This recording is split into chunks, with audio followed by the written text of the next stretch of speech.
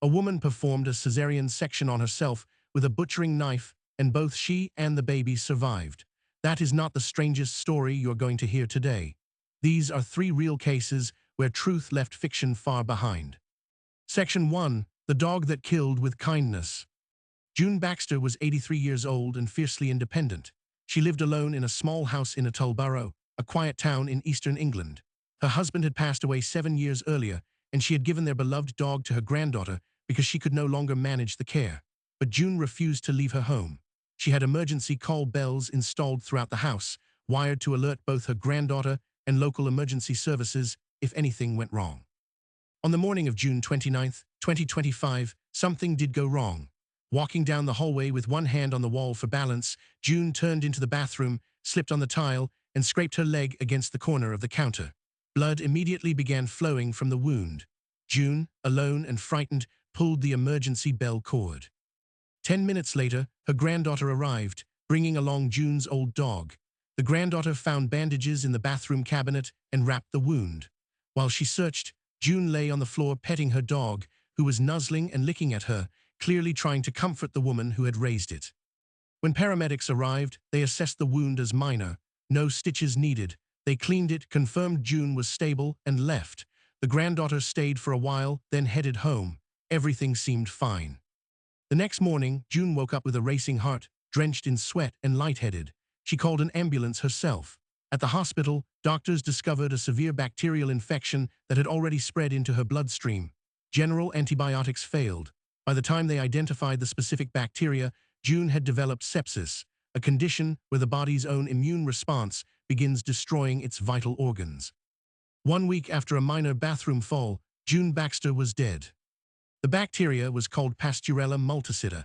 It lives in one very specific place, inside the mouths of domestic dogs. While June's granddaughter was searching for bandages, June's beloved dog had been licking her open wound. The creature that loved her most in the world introduced a pathogen that killed her within a week. Section 2. The Mother Who Cut Herself Open to Save Her Child. On the afternoon of March 4, 2000, a 40-year-old woman named Inez Ramirez stood in the kitchen of her one-room home deep in the mountains of Oaxaca, Mexico. She was butchering a chicken with a 6-inch knife while keeping an eye on her 7 children playing in the yard. Inez and her family lived in extraordinary isolation. Their community of 500 people had no running water, no electricity, no telephone, and no vehicle. The nearest medical clinic was 50 miles away. They survived on corn and vegetables they grew, chickens they raised, and wild animals her husband hunted. He was away that day, up in the mountains tracking deer.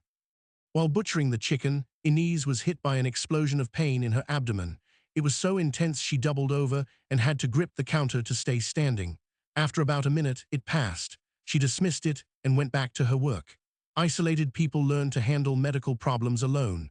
It is not bravery, it is the absence of any other option. Several hours later, well past midnight, the pain returned with a vengeance. Inez sat on a bench in the dark, her children asleep around her, with only a flickering candle for light. She was gripping her abdomen, rocking back and forth, biting down against screams so she would not wake the children. Her husband was still in the mountains. There was no one to call and nowhere to go. Inez understood 2 things with absolute clarity. First, whatever was happening inside her body was going to kill her if she did nothing. Second, she had only one option, and it was horrifying. She stood up, walked to a cabinet, and took a few sips of alcohol to dull the pain. Then she hobbled to the kitchen and picked up the 6-inch knife she had used to butcher the chicken. She returned to the bench, pulled up her shirt, and plunged the knife into her own abdomen. The scream she let out was involuntary and blood-curdling. Her children woke up and gathered around her, crying. Inez barely registered them.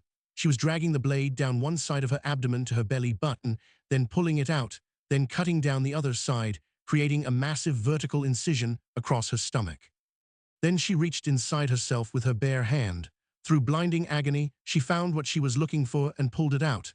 It was her 8th child, a baby boy.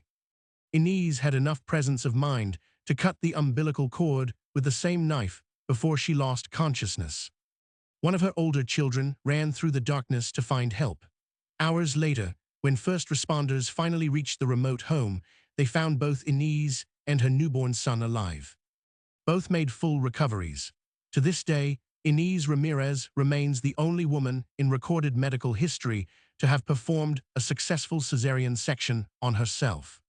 Section 3. The Dreams That Predicted Death. In the early morning hours of December 3, 1921, a 62-year-old woman named Augusta Roblin lay awake in bed inside her daughter Henrietta's house in Pittsburgh, Pennsylvania. She had moved in a year earlier after her husband died, unable to bear the loneliness of living alone, especially at night when terrible nightmares plagued her.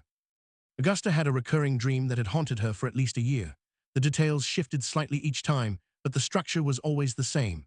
She would find herself in a familiar location, sometimes her sister-in-law's garden, sometimes a neighbor's backyard. In front of her would be two perfectly circular, bottomless holes in the ground, pits that seemed to descend into infinity. In every version of the dream, Augusta would take a rug and cover one of the holes. Then she would wake up.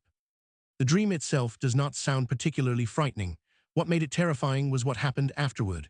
Every single time Augusta had this dream, the person who owned the property where the dream took place would die within days. It was a pattern she and Henrietta had discussed and puzzled over many times.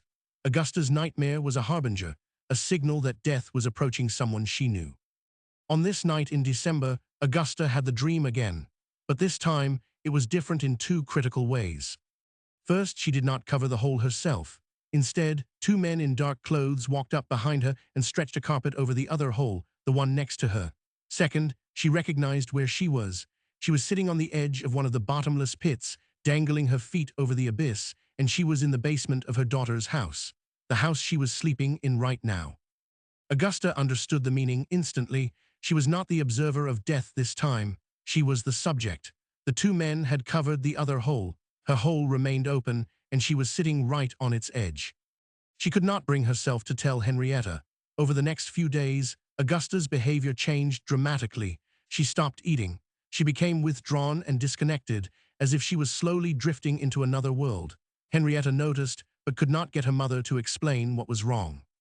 On December 7th, 5 days after the dream, Henrietta sat on the edge of her mother's bed and insisted on the truth. Augusta finally broke down and said 7 words that chilled her daughter to the bone. "I had that dream again, except this time I watched the procedure." Augusta had seen her own death. The men had performed the ritual she usually performed. Her hole remained uncovered. She was next.